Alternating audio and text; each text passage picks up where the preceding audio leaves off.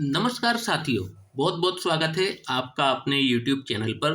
साथियों, आज इस एपिसोड के माध्यम से हम बात करेंगे कुंडली के सभी 12 भावों में सूर्य का फलादेश। साथियों, आपकी चाहे कोई भी लग्न हो, कोई भी राशि हो, कोई फर्क नहीं पड़ता। आप बस अपनी लग्न पत्रिका को उठा लीजिए और देखिए कि आपके सूर्य देव किस भाव में विराजमान है। आज हम फलादेश सूर्य देव का भाव के आधार पर करेंगे। साथियों, सूर्य जिसे ग्रहों में राजा की उपाधि है, सभी ग्रह इन्हीं की परिक्रमा करते हैं। मेष राशि में 10 अंश पर ये अपनी उच्च अवस्था में होते हैं और तुला राशि में 10 अंश पर ये नीच अवस्था में होते हैं। चंद्रमा, मंगल, गुरु, बुध, इनसे ये मित्र भाव रखते हैं और शुक्र, शनि, राहु और केतु इनसे शत्रु भाव। सूर्य से हम पिता का विचार करते हैं, सरकार का विचार करते हैं, आत्मसम्मान का विचार करते हैं, यश अपयश ये सभी हम सूर्य से ही देखते हैं। कुंडली के विभिन्न 12 भावों में विराजमान होकर के किस प्रकार का परिणाम प्रदान करेंगे, आज हम एक एक करके जानेंगे। तो साथियों, देर न करते हुए अपने वीडियो की शुरुआत करते हैं और जानते हैं यदि किसी व्यक्ति के लग्न में ही सूर्य विराजमान हो तो कैसा परिणाम दिखाएंगे। तो साथियों, जब भी सूर्य लग्न से अपना संबंध बना लेते हैं, जब भी लग्न में ही विराजमान हो जाते हैं, ऐसे व्यक्ति का जो व्यक्तित्व है, उसकी जो पर्सनैलिटी है, वो स्वयं सूर्य जैसी तेजस्वी होती है। ऐसे व्यक्ति का जो शारीरिक गठन है, शरीर की जो संरचना है, बहुत ही गठीला बदन ऐसे व्यक्ति का होता है। एक आकर्षक व्यक्तित्व का धनी होता है ऐसा व्यक्ति, अट्रैक्टिव पर्सनैलिटी होती है। परंतु यहाँ पर बैठे हुए सूर्य ऐसे व्यक्ति को आलसी भी बना देते हैं। कामों में तो ऐसा व्यक्ति बहुत एक्सपर्ट होता है, कोई कार्य करेगा तो बहुत ही इत्मीनान से, बहुत ही सलीके से, बिल्कुल परफेक्शनिस्ट होता है। परंतु ये काम करता ही नहीं है आलस्य के कारण। काम कई बार ये करेंगे नहीं, और यदि ये करते हैं तो बहुत ही इत्मीनान और सलीके से, बिल्कुल एक्सपर्ट जैसे किसी ने उस कार्य को किया हो, इस प्रकार से उस कार्य को अंजाम जरूर देते हैं। कई बार जीवन में ये आलस्य के कारण महत्वपूर्ण अवसर खो बैठते हैं। इनको बिना बात के अनावश्यक क्रोध बार बार आता है। ये अपने क्रोध पर कंट्रोल करने का प्रयास भी करते हैं, परंतु ये कंट्रोल नहीं कर पाते। इसका क्या अर्थ निकला? इसका अर्थ निकला कि इनको क्रोध बार बार आता रहता है। घूमने फिरने के, पर्यटन के, टूरिज्म के बहुत ज़्यादा शौकीन होते हैं। नए नए स्थानों पर जाना, नए नए लोगों से मुलाकात करना, उनसे बातचीत करना इनको बेहद पसंद होता है। नेत्रों, आँखों और त्वचा से संबंधित कोई ना कोई रोग इनको हमेशा लगा ही रहता है। इनके अंदर कामातुरता, जिसे यदि मैं कहूँ काम की अग्नि, बहुत ज़्यादा होती है। इनको इसको भी कंट्रोल जरूर करना चाहिए। ऐसा व्यक्ति जिसका लग्न में सूर्य विराजमान हो, सम्मान, आत्मसम्मान को बहुत जोर देता है। ऐसा व्यक्ति ऐसी जगह जाना भी पसंद नहीं करता जहां पर इनको सम्मान ना मिलता हो, इनका अपमान होता हो। और यदि किसी ने भी इनके आत्मसम्मान को ठेस पहुंचाने की कोशिश की तो इनसे बुरा कोई हो भी नहीं सकता। साथियों, बात करेंगे सूर्य यदि द्वितीय भाव में विराजमान हो तो कैसा परिणाम दिखाएंगे। साथियों, दूसरा भाव जो कि धन का भाव है, कुटुंब का भाव है, यदि सूर्यदेव यहाँ पर विराजमान हैं तो इनको अत्यंत भाग्यशाली बनाते हैं। जिस किसी कार्य में ये अपना हाथ डालते हैं, यदि जरा सा भी ठीक ठाक समय, थोड़ा सा ठीक ठाक प्लानिंग करके अगर इन्होंने उस कार्य को किया तो उसमें इनको सफलता अवश्य मिलती है। धन की कोई कमी नहीं होती, अर्थात ऐसा कोई कार्य नहीं है इनके जीवन में जो ये बात कह सकें कि मेरा धन की वजह से कोई काम रुक गया। वाहन का सुख जीवन में बहुत जल्दी ही प्राप्त होता है और निरंतर ये अपना वाहन परिवर्तन भी करते रहते हैं। नित नए वाहनों का सुख इनको मिलता रहता है। धन स्थान पर बैठा हुआ सूर्य इनको एक पुत्र रत्न की प्राप्ति भी अवश्य करवाता है। दांत और मुख से संबंधित कोई ना कोई रोग इनको द्वितीय स्थान पर बैठे हुए सूर्य अवश्य देते हैं। साथियों, बात करेंगे सूर्य यदि किसी के तृतीय भाव में विराजमान हो जाएं तो कैसा परिणाम दिखाएंगे। तृतीय भाव छोटे भाई बहनों का भाव है, पराक्रम का भाव है। यदि सूर्य देव यहाँ पर विराजमान होते हैं, ऐसा व्यक्ति शौर्यवान होता है। ऐसे व्यक्ति का जो पराक्रम है प्रचंड स्तर का होता है। उस पराक्रम का ये सही स्थान पर प्रयोग भी करते हैं। कारण यही है कि इनको सम्मान हर जगह मिलता है और यदि ये कहा जाए कि ये सम्मान के बहुत भूखे हैं तो इसमें भी किंचित अतिशयोक्ति नहीं होगी और इनको सम्मान जीवन में मिलता ही मिलता है। ऐसा व्यक्ति कई बार बिना किसी पैसे के लालच के केवल सम्मान प्राप्ति के लिए अपना समय अपना पैसा लगाते हैं और उसका इनको प्रतिफल भी अवश्य मिलता है। हर जगह इनको सम्मान मिलता है, परंतु इनके स्वयं के जो भाई हैं वो इनके विरोधी होते हैं। इनके सही और गलत सभी कार्यों का विरोध इनके भाइयों ने करना है तो करना है। जन्म स्थान से दूर जाकर के तरक्की होती है और यदि ये जन्म स्थान पर ही बने रहते हैं तो ये कभी भी तरक्की नहीं कर पाते। आय से अधिक खर्च इनकी एक कमजोरी कह सकते हैं। साथियों, बात करेंगे यदि सूर्य किसी के चतुर्थ भाव में विराजमान हो तो कैसा परिणाम दिखाएंगे। साथियों, चतुर्थ भाव माता का भाव है, सुखों का भाव है, भूमि भवन वाहन का भाव है। जब भी सूर्य यहाँ पर विराजमान होते हैं तो ऐसे व्यक्तियों को अपने मित्रों से बहुत सावधान रहना चाहिए। ऐसे मित्र जिन पर ये बेइंतहा विश्वास करते हों, इनको जीवन में धोखा अवश्य देते हैं। इनकी जो जीवन शैली है वो कुछ इस प्रकार की होती है कि इनका जो चितवन है, इनका चितवन इस प्रकार का रहता है कि निरंतर घूमते फिरते रहना है, इधर उधर टहलते रहना, कभी यहाँ खड़े कभी वहाँ खड़े, इस प्रकार का कुछ इनका चितवन होता है।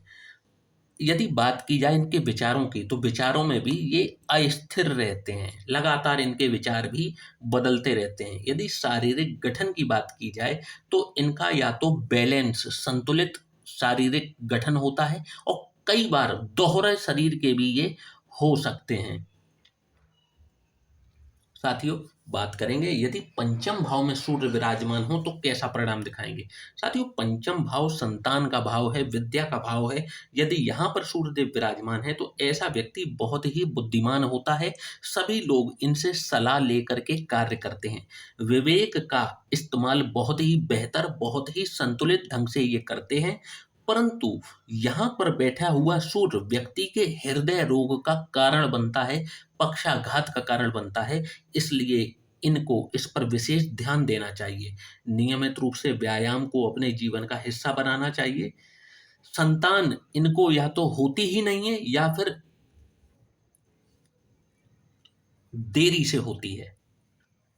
कई बार तो ऐसा देखने में आया है कि यहाँ पर जब भी सूर्य विराजमान होते हैं तो व्यक्ति को संतान का अभाव देखने में आया है जीवन में, और यदि होती भी है तो इनको जो है बहुत देरी से संतान की प्राप्ति होती है।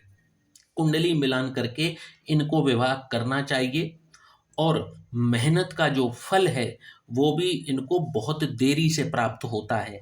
ऐसा नहीं है कि इनको इनकी मेहनत का फल मिलेगा नहीं, जरूर मिलता है परंतु देरी से मिलता है।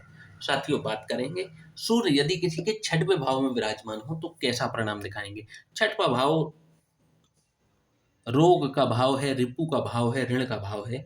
जब भी यहाँ पर सूर्य विराजमान होते हैं ऐसे व्यक्ति को एक प्रबल शक्ति प्राप्त होती है, और वो शक्ति क्या है, इनके शत्रु इनके सामने टिक ही नहीं पाते। यदि इनको शत्रुओं का संहारक कह दिया जाए किंचित भी अतिशयोक्ति नहीं होगी। आजीविका के मामले में ये सही चयन नहीं कर पाते, ये अध्ययन किसी और विषय का करते हैं और कार्य किसी और क्षेत्र में करते हैं, और सही और गलत का जो निर्णय है, इसमें ये कई बार ठीक से निर्णय सही समय पर न ले पाने के कारण कई अवसर खो बैठते हैं। साथियों, बात करेंगे अब, सूर्य यदि किसी के सप्तम भाव में विराजमान हो तो कैसा परिणाम दिखाएंगे। साथियों, सप्तम भाव रिलेशनशिप का भाव है, आपकी मैरिज का भाव है, आपके जीवन साथी का भाव है, बिजनेस का भाव है, पार्टनरशिप का भाव है। जब भी सूर्य यहाँ पर विराजमान होते हैं, किसी न किसी प्रकार की व्याधि बीमारी हमेशा शरीर में लगी रहती है, और इसी व्याधि बीमारी के कारण इनके व्यक्तित्व में एक चिड़चिड़ापन आ जाता है। कहीं ना कहीं ये इनके दाम्पत्य जीवन में कलेश का कारण भी बनता है। एक्स्ट्रा मैरिटल अफेयर सप्तम भाव में सूर्य के होते हुए जरूर होता है। व्यक्ति के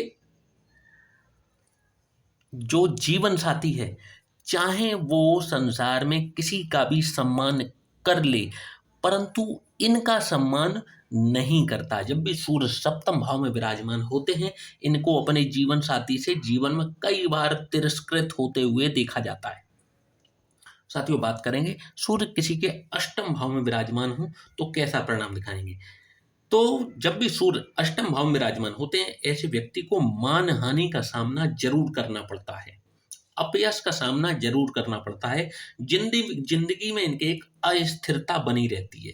ये प्रयास करते हैं 10 कदम आगे बढ़ने का, फिर वापस इनका जो भाग्य है इनको 20 कदम पीछे खींच करके ले आता है।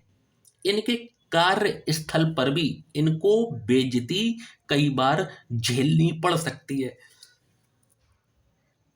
मायके और ससुराल दोनों ही पक्ष इनको कभी भी मदद नहीं करते। इनको सारे कार्य स्वयं अपने बलबूते पर करने पड़ते हैं। साथियों, बात करेंगे यदि किसी के नवम भाव में सूर्य विराजमान हो, जो कि भाग्य का भाव है, धर्म का भाव है, पिता का भाव है, जब भी सूर्य यहाँ पर विराजमान होते हैं, ऐसे व्यक्ति को हर कार्य कुशलता प्राप्त होती है।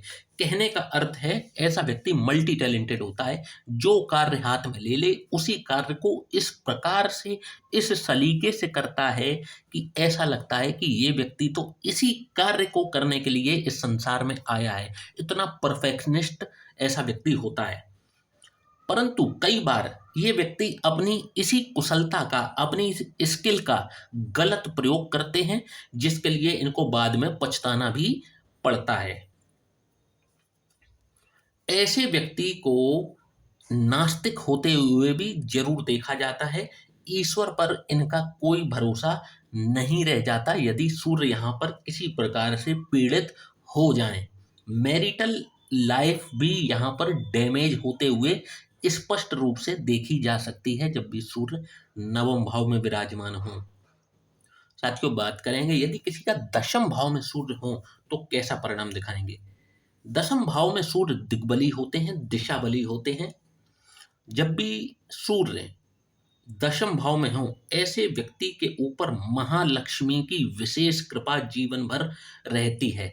कई बार ऐसा व्यक्ति उच्च पदस्थ होता है, कई बार सरकार में महत्वपूर्ण पद पर ऐसा व्यक्ति होता है, या फिर आप यदि सरकारी नौकरी में भी हैं तो उच्च पदस्थ नौकरी आपको मिलती है, और ऐसे व्यक्ति अपने समाज में, अपनी सोसाइटी में बहुत फेमस भी होता है।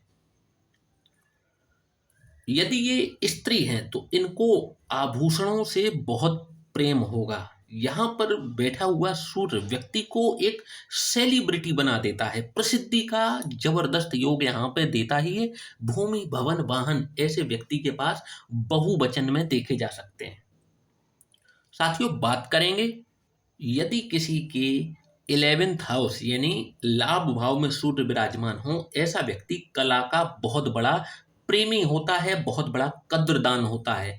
इनको संतान से संबंधित कोई ना कोई चिंता सदैव बनी रहती है, और एक प्रचंड राजयोग यहाँ पर घटित होते हुए देखा गया है, और उसका लाभ इनको सूर्य की दशा में अवश्य ही मिलता है। बहुत अच्छी प्लेसमेंट है। यहाँ पर सूर्य व्यक्ति को सरकारी नौकरी दिलाने में भी बहुत सहायक होते हैं। ऐसा व्यक्ति यदि गवर्नमेंट जॉब की तैयारी करता है तो इनको सहज रूप से लग जाती है। साथियों, बात करेंगे सूर्य यदि द्वादश भाव में विराजमान हो जो कि व्यय का भाव है, तो कैसा परिणाम दिखाएंगे? तो ऐसे व्यक्ति को आंखों से संबंधित कोई ना कोई रोग, कोई ना कोई परेशानी हमेशा लगी रहती है। ऐसे व्यक्ति के अंदर कामातुरता जरूरत से ज्यादा होती है। यदि ये इस पर कंट्रोल नहीं करेंगे तो जीवन में कभी भी सफल नहीं हो सकते। यात्राओं से जब भी ये ट्रेवल करते हैं, इनको सदैव कष्ट ही होता है। कोई ना कोई परेशानी इनको यात्रा के दौरान ज़रूर होती है, इसलिए इनको सँभल करके यात्रा करनी चाहिए। जब भी सूर्य द्वादश भाव में विराजमान होते हैं, ऐसे व्यक्ति के जो पिता हैं, उनको भी जीवन में कई बार कष्टों का सामना करना पड़ सकता है। चाहे वे कष्ट आर्थिक रूप से उनके ऊपर आएँ, या फिर मानसिक रूप से, या फिर शारीरिक रूप से। जब भी सूर्य द्वादश भाव में विराजमान होते हैं, पिता के लिए कष्टकारी होते हुए देखे गए हैं। द्वादश और अष्टम इन दोनों ही भावों में यदि पिता के लिए बात की जाए तो काफ़ी कष्टदायी होते हुए देखे जाते हैं। तो साथियों, आशा करता हूँ कि आज का ये वीडियो आपको पसंद आया होगा। वीडियो को लाइक और चैनल को सब्सक्राइब करना ना भूलिएगा। और यदि आप भी अपनी कुंडली का विश्लेषण चाहते हैं तो नीचे दिए हुए इस व्हाट्सएप नंबर पर आप हमसे संपर्क कर सकते हैं। जय श्री राम।